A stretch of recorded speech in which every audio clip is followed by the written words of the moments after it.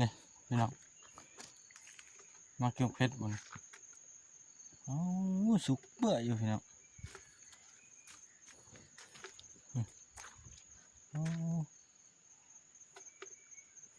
เก็บเมื่อเดี๋ยวสุกหลายท่าน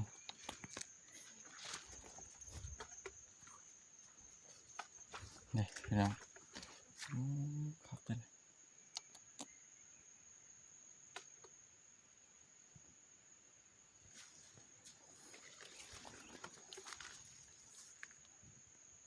หล่น